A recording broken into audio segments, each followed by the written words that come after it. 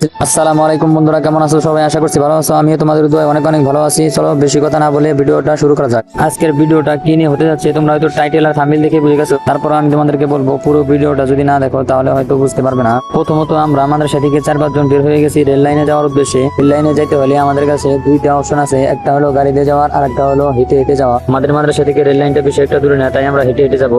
বেশি দূরে না বলতে 1 ঘন্টা আমাদেরকে হাঁটতে হবে। 1 ঘন্টার রাস্তা গাড়ি ভাড়া কত লাগবে তোমরা হয়তো জানো, তাই আমরা হেঁটে হেঁটে যাচ্ছি। এই জন্য তোমরা আবার কেউ আমাকে কেপটা বলো না হেঁটে হেঁটে রেল লাইনে যাচ্ছি বলে। আর তোমরা ভাই বোঝো না, মাত্র 1 ঘন্টার রাস্তা হাঁটলে তো কিছু হবে না। হাঁটলে বরং আমার জন্য উপকার হইতেছে। নাম্বার 1, শরীরের ব্যায়াম হইতেছে। নাম্বার 2, ব্লগ বানাইতে পারতেছি। তারপরেও যদি তোমরা আমাকে কিপটা বলো তাহলে আমার করার কিছু নাই। এই ভিডিওতে আমি মনে হয় আসলে একটু বেশি কিপটামি করে ফেলেছি। তোমরা আমাকে কিপটা আর যাই কিছু বলো না কেন, আমরা কিন্তু অলরেডি রেল লাইনে এসে পড়েছি। সবাই মিলে যেহেতু রেল লাইনে আসছি ট্রেন দেখার জন্য, আর ট্রেন ভালোভাবে দেখতে চাইলে আমাদেরকে যেতে হবে ব্রিজে, কারণ ব্রিজ থেকে ভালোভাবে ট্রেন দেখা যায়। এই জন্য আমরা সবাই মিলে এখন যাচ্ছি ব্রিজের দিকে। ব্রিজে যাইতে যাইতে চলো ওদের একটা ইন্টারভিউ নিয়ে ফেলাই। ইন্টারভিউ বলতে রেল লাইনে এসে কার কি অনুভূতি জেগেছে তাই ওদের মুখ থেকে শুনবো।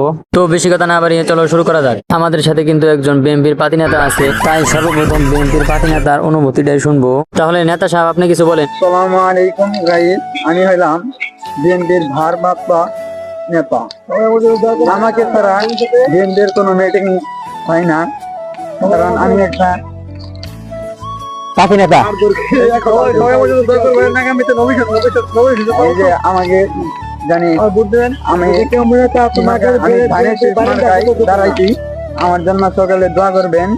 আমি জানি আগামী ফেব্রুয়ারি 12 ফেব্রুয়ারিতে আপনাদের সামনে বিপুল ভোটে জিতে আপনাদের জনগণের খেদমত জানি করতে পারি, সেজন্য আমার জন্য দোয়া করবেন। হ্যাঁ ভাই, হ্যাঁ আপনি তো গাইস, আমরা আছি ট্রেন রাস্তা করাতে।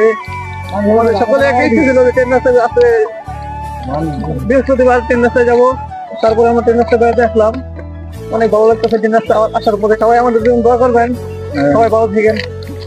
আসসালামু আলাইকুম। ভাইজান কিছু বলো, তোমার অনুভূতি কি? এখানে আসছো, তুমি এই জায়গায় আসছো, তোমার অনুভূতি কি?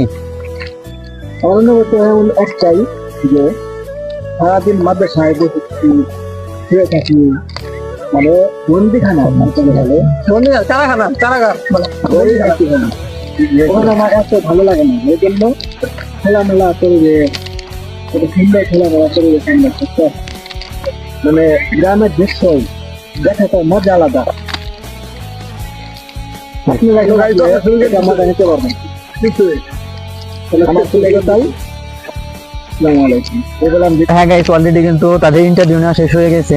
এক একজন এক এক অনুভূতি তাদের প্রকাশ করতে আপনারা দেখতে পাচ্ছেন। আর একসাথে সবাই মাদ্রাসা থেকে ভর্তি আইলে অনেক ভালো লাগে, কারণ হচ্ছে সবসময় আমরা বন্দি জগতে থাকি আর কি। এক কথাই বলতে গেলে যে বন্দি জগৎ, ওই জায়গা থেকে বের হওয়ার পর যেরকম আপনার মনে করেন যে একটা গরু কিছুদিন বাইন্দা রাখবেন, দেখবেন ওটা ছাড় দিলে যেরকম ভাবে দৌড় বেড়া ঘুরে বেড়াবে সেরকম আমরা। আর যদি একটা গরু সবসময় ছেড়ে রেখে দেন, ওইটা মনে করেন যে খাওয়া দাওয়া শেষ বাস বাড়িতে আসবে, কিন্তু বান্দা গরুটা যে সময় ছেড়ে দিবেন ওই সময় যদি ও ছাড়া পায় তারপরে কিন্তু আর ওটা আসতে চাইবো না, ওটা খুব কষ্ট করে ধরতে হবে। তাই সেরকম আমরা আজকে যেহেতু বৃহস্পতিবার তাই আমরা ঘুরতে এসেছি। কালকে শুক্রবার আর কালকে আমাদের ক্লাস নাই, তার জন্য আমরা একটু ঘোরাফেরা করি বৃহস্পতিবারের দিন। আর এর মাঝে মাঝে আমি একটু ব্লগ বানাই। তো আমরা একটু ঘুরতে আসছি, আর আপনারা সবাই একটু আমাদের পাশে থাকবেন, আর বিশেষ করে আমাদের জন্য দোয়া করবেন, কারণ সামনে আমাদের বার্ষিক পরীক্ষা। আর একটা জিনিস তোমাদেরকে দেখাবো, সেটা হলো তোমাদেরকে আমি বলছিলাম যে আমাদের সাথে একজন বিএনপি নেতা আছে। নেতাকে আমরা সবাই মিলে একটা রিকোয়েস্ট করলাম, তুই যেহেতু ইলেকশনে জিতে গেছিস তাই আমাদেরকে একটু সেবা কর। আর নেতা উত্তরে বললো, তোদেরকে আমি কি সেবা করব? আমরা সবাই মিলে ওকে বললাম, আজকে যেহেতু বেশি সে সামনে গিয়ে আমরা আগুন জ্বালাবো, আর আগুন জ্বালানোর জন্য তুই আমাদেরকে কিছু লাকড়ি এনে দে। ও বললো লাকড়ি এনে দিমো, ঠিক আছে, কিন্তু লাকড়ি আনার সময় আমাকে ভিডিও করতে পারবি না, কারণ আমার তো একটু মান সম্মান আছে। আমি বললাম ঠিক আছে, এই বিষয় না তুই কোনো চিন্তা করিস না। ও তো জানতো না আমার মনের মধ্যে কি আছে, আর মনের কথা চিন্তা করে ওর দিকে একটু ক্যামেরাটা ঘুরালাম। ক্যামেরাটা ঘোরানোর সাথে সাথে কি ও দেখে লাফালাফি শুরু করে দিছে। আর গাইস, আমি তোমাদেরকে প্রথমে বলছিলাম যে আমরা ট্রেন দেখবো ব্রিজে গিয়ে, কিন্তু ব্রিজে অনেকক্ষণ লেট করার পর একটা ট্রেনও আসলো না। যখন আমরা ব্রিজ থেকে নেমে মাদ্রাসার দিকে রওনা দিয়েছি তখন দেখি এই ট্রেনটা আসতেছে, আর আমরা তখন খুবই ভালোভাবে এনজয় করতেছিলাম।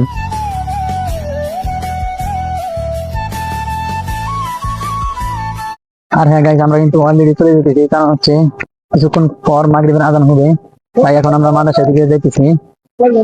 সবাই দোয়া করবেন। টাটা, বাই বাই, আসসালামু আলাইকুম।